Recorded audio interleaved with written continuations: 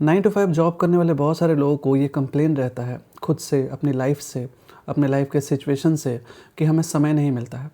दिन भर हम व्यस्त ऐसे रहते हैं कि हम जो एक्चुअली में करना चाहते हैं अपनी लाइफ में, अपने जॉब के अपार्ट कुछ भी करना चाहते हैं, बिज़नेस स्टार्ट करना चाहते हैं या फिर जॉब स्विच करना चाहते हैं या फिर कोई नई स्किल सीखना चाहते हैं, उसके लिए हमें समय नहीं मिलता है। अगर आपको भी ऐसा फील होता है तो इस वीडियो को सुन लो। ज़्यादा नहीं, 2 से 3 मिनट केवल तुम सुन लो, तुम्हें अपनी प्रॉब्लम का समाधान मिल जाएगा। क्योंकि इस वीडियो में मैं आपको बताने वाला हूँ कि आप 9 टू 5 जो जॉब करते हो ना, और उसके बाद आप जो व्यस्त रहते हो, इसका ब्लेम आप डालते हो 9 टू 5 पे। एक्चुअल रीज़न आपका 9 टू 5 का जॉब नहीं है, एक्चुअल रीज़न कुछ और है। मैं खुद एक 9 टू 5 जॉब करने वाला इंसान हूँ, तो मुझे पता है कि मैंने कैसे अपने टाइम को मैनेज किया है। एक समय ऐसा था जब मैं भी अपने आप को स्टक महसूस करता था अपने 9 टू 5 के जॉब में। और देखो, आज मैं 9 टू 5 के जॉब के साथ कंटेंट क्रिएशन का भी काम कर रहा हूँ, यूट्यूब पे वीडियोस बना रहा हूँ, डाल रहा हूँ। मुझे नहीं पता कितने लोग देख रहे हैं, कितने लोग पसंद कर रहे हैं, नहीं पसंद कर रहे हैं, but I am liking it. मैं सेटिस्फाइड हो रहा हूँ ये करके। तो मैं आज तुमको बताने वाला हूँ कि वो कौन से ऐसे 3 रीज़न हैं, वो कौन से ऐसे 3 पॉइंट्स हैं जो तुम्हारे अंदर फिट बैठ गए हैं, और अगर उस पर तुमने काम कर लिया ना, तो तुम भी अपने 9 टू 5 के जॉब के बाद से 24 आवर्स में बहुत सारा टाइम निकाल सकते हो अपने पर्सनल गोल्स के लिए। इन 3 पॉइंट्स में से सबसे पहला पॉइंट है ना कि तुमने अपने आप को गलत आइडेंटिफाई कर रखा है। तुमने अपने आप पे एक लेबल लगा के रखा है कि मैं 9 टू 5 जॉब करने वाला इंसान हूँ, तो मुझे टाइम कैसे मिल सकता है, मुझे टाइम कैसे मिलेगा बाकी सारी चीज़ों को करने के लिए जब मैं जॉब करता हूँ। तो जो इंसान फ्री होता है, जो इंसान 24 घंटे घर पे पड़ा रहता है, वही केवल अपने गोल की तरफ बढ़ सकता है। ऐसा कोई भी इंसान नहीं हुआ है ना जिसको 24 घंटे एकदम फ्री टाइम दिया गया है और तब जाके वो अपनी लाइफ में सक्सेस पाया है। ऐसा कभी नहीं हुआ है। लेकिन तुम अपने आप को इतना स्पेशल केस समझते हो कि मुझे अगर 9 टू 5 का जॉब नहीं मिलता, अगर कुछ और मैं कर रहा होता जिसमें मैं घर पे पड़ा रहता, तो मैं बहुत कुछ कर लेता अपनी लाइफ में। लेकिन ऐसा नहीं होने वाला है। तुम्हें अपने आप को ऐसे सोचना होगा कि 24 घंटे तुम्हें दिए गए हैं, जिसमें से 8 घंटे निकाल के तुम्हें ऑफिस को दे देना है। 2 घंटे हो सकते हैं कि आने जाने में लग जाए, हो सकता है तुम 6 से 7 घंटे के लिए स्लिप लो, उसके बाद तुम्हें खाने पीने के लिए, नहाने के लिए, जो भी तुम्हें समय चाहिए वो सब तुम लोगे। उसके बाद भी अगर तुम अपना टाइम ऑडिट करो ना, तो तुम्हें पता चलेगा कि 3 से 4 घंटे रोज तुम दिन भर में बर्बाद कर रहे हो अपना। और कैसी चीज़ों में बर्बाद कर रहे हो तुम्हें पता भी नहीं है। तुम अवेयर ही नहीं हो कि स्क्रॉलिंग में तुम कितना समय बिता रहे हो। तुम्हें नहीं पता है कि इंस्टाग्राम के जो रील्स हैं ना, वो तुम्हारे 30-35 मिनट ले रहे हैं। फेसबुक के रील्स तुम्हारे 30-35 मिनट ले रहे हैं।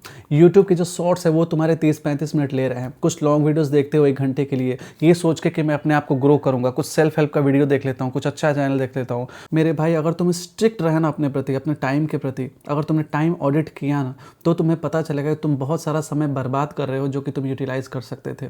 इवन ऑफिस में भी हो सकता है तुम्हें आधे घंटे मिल जाते होंगे, लेकिन तुम उसको भी गप्पे मार के, दोस्तों के बीच में खड़े होके, या फिर किसी की चुगली करके, अप्रेजल के पीछे भाग के, बेकार के डिस्कशन में जाके, अपने फ़ोन पे रील्स देख के तुम बर्बाद कर देते होगे।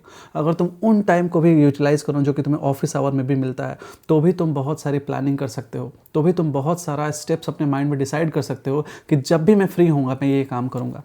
लेकिन तुमने तो अपने आप को आइडेंटिफाई कर रखा है कि भाई मैं तो वर्किंग प्रोफेशनल हूँ, मैं तो 9 टू 5 काम करता हूँ, इसके बाद मुझे समय मिलता नहीं है, तो मैं कैसे काम करूँगा। तो ज़िंदगी में तुम्हें कभी समय नहीं मिलने वाला है। दूसरा पॉइंट जो है वो ये है कि तुम डेली कंफर्ट को कभी भी अवॉइड नहीं करते हो।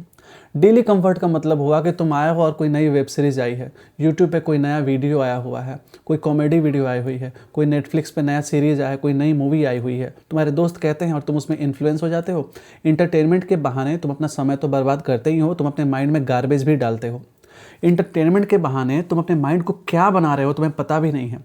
इंटरटेनमेंट का मतलब होता है कि तुम अपने मन को बहला रहे हो, और मन को बहलाने के बहाने तुम अपने मन को कब वीक कर देते हो, कब कमज़ोर कर देते हो, तुम्हें पता भी नहीं चलता है। इसलिए इंटरटेनमेंट को त्यागो अगले 2-3 सालों के लिए, 5 सालों के लिए, जब तक अपनी लाइफ में कुछ अच्छा कर ना जाओ।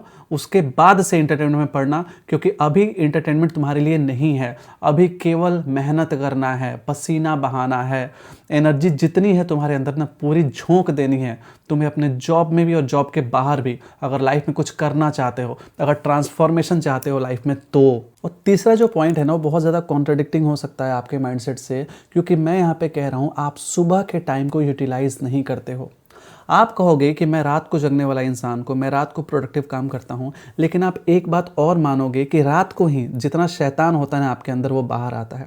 रात को ही आप रील्स को सबसे ज़्यादा स्क्रॉल करते हो, क्योंकि आप दिन भर के थके हारे होते हो, आपका माइंड ईजी डोपामाइन चाहता है, आपका माइंड रेस्ट चाहता है। और रेस्ट के नाम पे कभी आपने ध्यान तो किया नहीं, कभी आपने प्राणायाम तो किया नहीं, रेस्ट के नाम पे आप मोबाइल उठाते हो और रील्स को स्क्रॉल करना चालू करते हो। कोई अच्छी कॉमेडी वीडियो देखते हो, कोई अच्छी एंटरटेनमेंट वाली वीडियो देखते हो, या फिर अगर तुम बहुत अच्छे इंसान हो तो कोई मोटिवेशनल वीडियो उठा लोगे तुम देखने के लिए। लेकिन इससे तुम अपने लाइफ को बर्बाद ही कर रहे हो, तुम अपने सुबह को बर्बाद कर रहे हो। अगर तुम सुबह उठते हो ना तो तुम्हारे पास फ़ोन करने वाला कोई नहीं होता है, क्योंकि उस टाइम पूरी दुनिया सो रही होती है।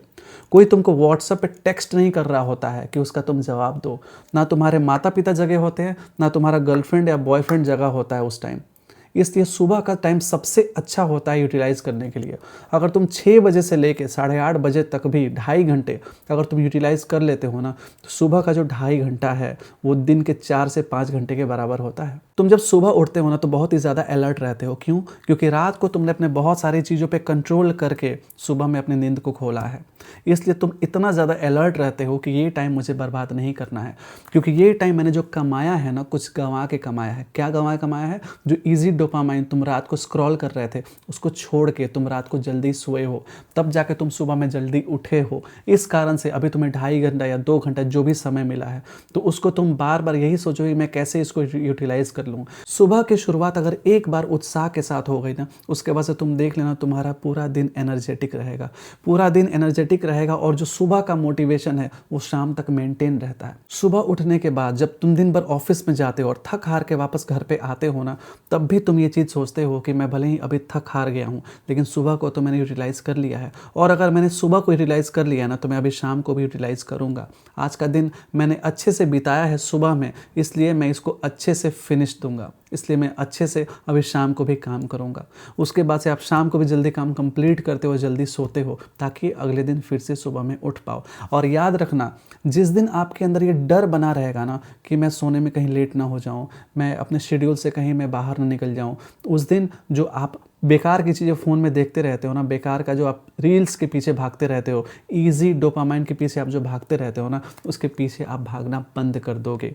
ये डर आपके अंदर होना ज़रूरी है। इन 3 चीज़ों को अगर तुमने फॉलो कर लिया ना, केवल बहुत सिंपल चीज़ें हैं जिसके लिए कहीं से कुछ ना पैसे की ज़रूरत है, ना कहीं से कुछ कोर्स खरीदने की ज़रूरत है, ना किसी भी चीज़ की ज़रूरत है। केवल अपने आप को थोड़ा सा लगाम लगाने की ज़रूरत है। अगर तुमने अपने आप पे लगाम लगा लिया तो तुम देखना तुम कहाँ से कहाँ पहुँच जाओगे। तुम्हारी लाइफ में ऐसा ट्रांसफॉर्मेशन आएगा जैसा तुमने कभी सोचा भी नहीं होगा कि मेरी लाइफ ऐसे भी हो सकती है। इसलिए तुम इन 3 चीज़ों को फॉलो करो और मुझे बताओ कि तुम इन 3 चीज़ों के बारे में क्या सोचते हो और क्या तुम फॉलो करने जा रहे हो। आज के लिए इतना ही, मिलते हैं नेक्स्ट वीडियो में। तब तक के लिए कीप वॉचिंग योरसेल्फ।